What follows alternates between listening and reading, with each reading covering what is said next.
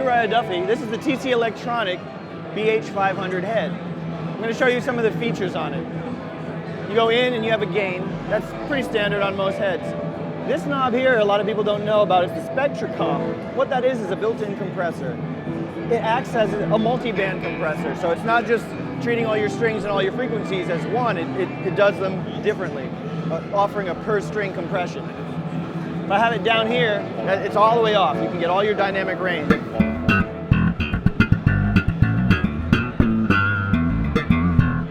And if I turn it up, it's going to do things like soften the peaks and extend the sustain.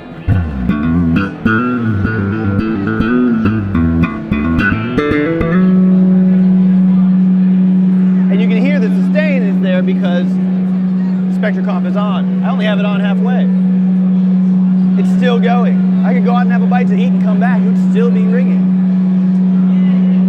Wow. I didn't know it would last that long. That's pretty cool. If you look up here, you've also got a readout of how much compression is happening. If you look, those lights are also labeled with string notes on it. There's a tuner. So if you do the tuner, it mutes it, and you can tune up like that. You can see which string you're tuning. It's great. Go back. Here you have a standard EQ section, bass, low, mid, high, mid, and treble. And any way you want to shape it. The cool thing about it is even though it's an old school style like this, you can still do 3 different memory precepts in it. So you can set all these controls, hold down memory setting 1, just like in your car stereo, and this whole setting will be saved. You can then change it, make a different, maybe a high, mid, bar key sound, save that in number 2. And you can go back and forth between the settings. Now you notice the knobs, they don't move, they're not automated. However, there is a feature where you can see where the knob is supposed to be. Check it out. If I want to go back to setting number 1, and these knobs have already been jumbled, watch when I turn this knob, the light there. It shows me by flashing where it should be at. Here, I'm getting warmer, right there. And so you can actually get the knobs to speak to you about where the settings should be for that preset. It was one of the coolest features I've ever seen. This is my first time using it. There we go. So I've pretty much got the knobs set where 1 is. You can go through and store 3 different presets. I'm going to go past the EQ section and go to this here, which is the tweeter tone. Tweeter tone is like going around the back of your cabinet and hitting the tweeter knob. Sometimes you want a little bit more attack on the top end for slapping or for tapping. So let me turn it all the way down and I'll do a little slap thing so you can...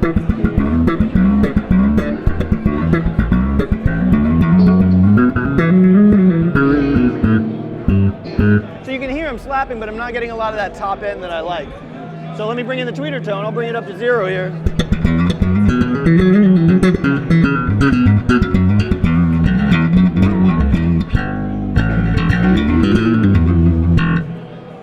That's cool. And that was only on 0. So if I were to bring it up all the way, it'd be crazy.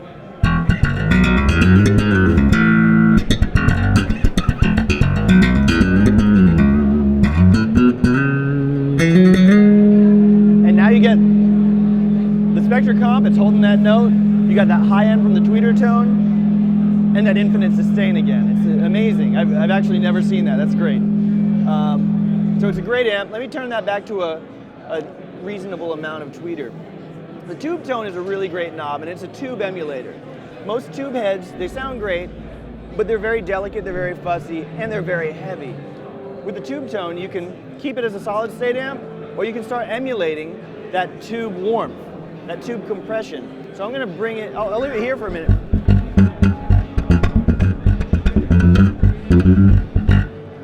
And if I bring it in a little bit, you'll get a little bit of warmth. Let me go there.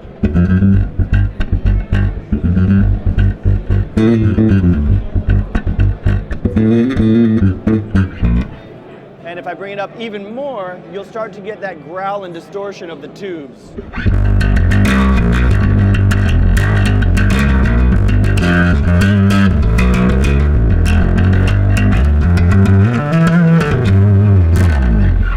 It gives you that distortion and grit. I'm not even on 10 yet.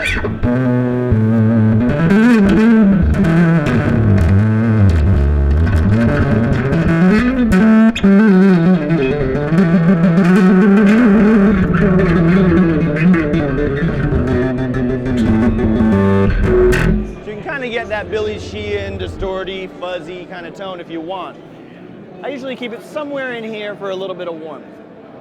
Master volume, that's pretty self-explanatory. Moving on here, you can throw your CD player right in the left and right jacks so you can rehearse with it. You plug in headphones and it will mute the speaker. And finally, we have this is how we're recording the sound. It's a balanced output, and you can go pre or post EQ. And what that means is it's going to intercept your signal right after the gain stage when it's pre. And so let me do that. And if I put it in post, it's going to go through all of this, the tone control, the tweeter tone, spectra comp, and tube tone.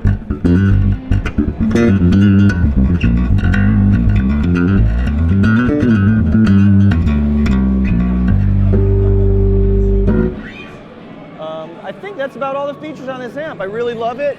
Today was my first time trying it out, and I'm very impressed with it, especially since it's one of the best amps I've ever tried, and it's at half the price point of the RH750. So I believe it's about $499 US.